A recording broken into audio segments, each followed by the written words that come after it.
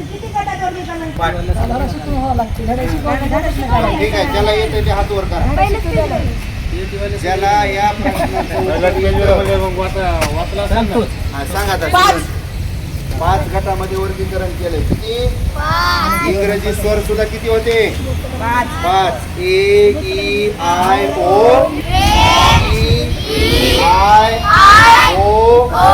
U. इंग्रजी स्वर बनायचे. नालक लक्षात. आजची बोधकथा घेऊन येत आहे प्रणव. आजची बोधकथा सांगा. आजची बोधकथा. एक असते कासव आणि एक असते ससा. त्या दोघांमध्ये रेस लागते. ते असते एकदम लांबची. मग ते ससा पळत जाते. कासव एकदम दमादमाने जाते. मग ते लांब जाते ससा. त्याला एक गाजराचं रान दिसते. ते गाजर खाऊन तिथं झाडाखाली झोपते. मग दमादमाने कासव येते त्या पुढे जाते. मग सशाला दिसते ते कासव पुढे जाते आणि ते डबल पुढे जाते. तिथं पुन्हा एक मुळेचं रान असते.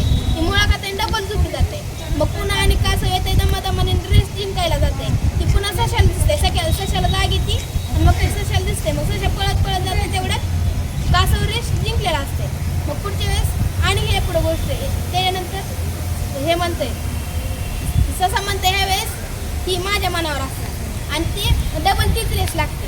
तिथून निघते ससा कुठं काही खाते नाही. ते एक पहिल्यांदा जिंकते आणि जाऊन जिंकते. कासव हारते.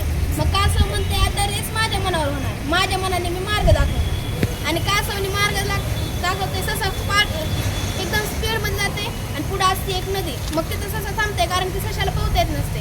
आणि कासव दमादमाने येते. नदी क्रॉस करते आणि पुढे जाऊन जिंकून जाते. त्या कथेचा बोध असा की कुणालाच कमी समजू नये. मला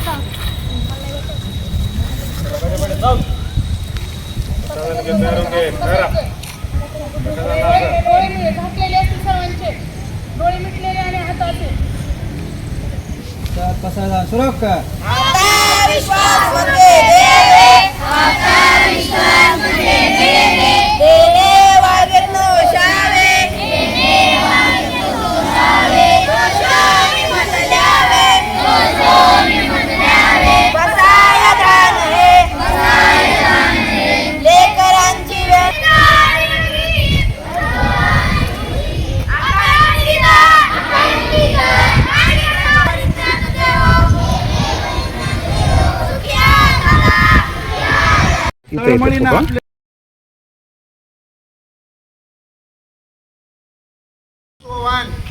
महिला शिक्षिका आपल्या गायकवाड मॅडम सेवेचे 15 वर्ष पूर्ण केले.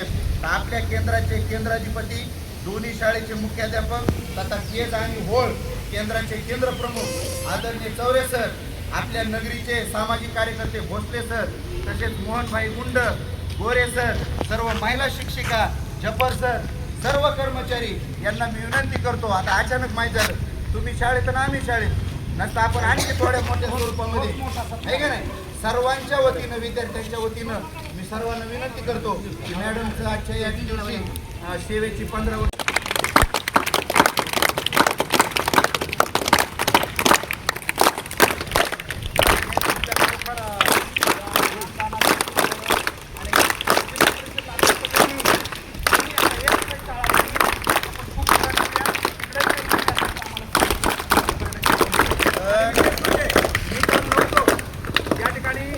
सांगू इच्छितो. मुलांनो, असं नाही की आम्ही फक्त इतरांच्या मुलांना, आम्ही आमचे सहकारी आपल्या शेतकरी कामगार पक्षाचे नेते बी आहेत आणि सहकारीच आमचे भाई मोहन गुंड यांची कन्या ज्योती इथं आलेली आहे. ज्योती इकडे एक मिनिट. आणि याच्यासाठी मी त्या दिवशी नव्हतो.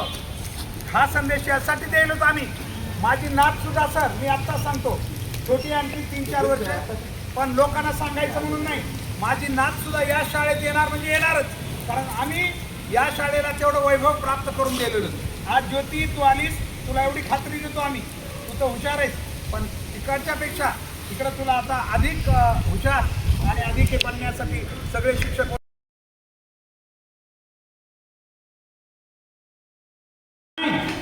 आहे ना. Page number 9. Here is talking about things.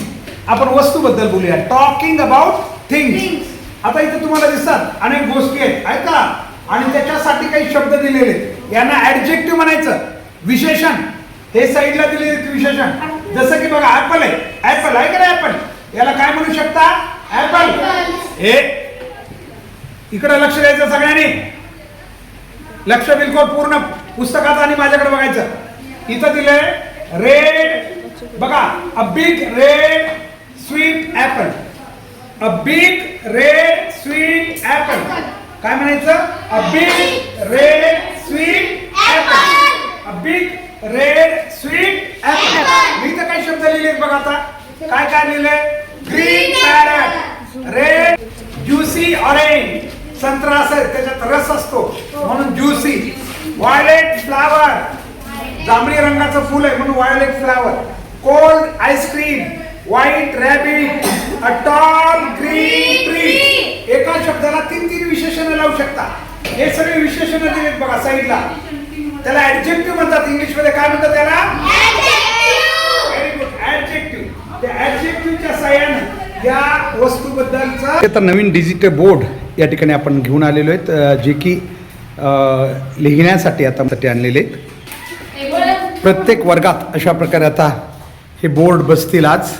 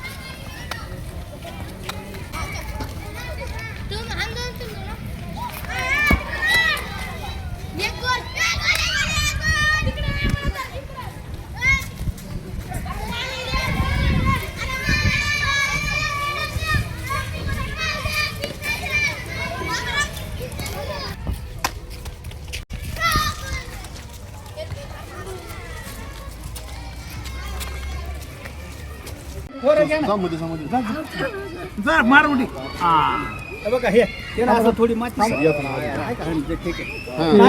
Main कापड काढा ना ते सगळं.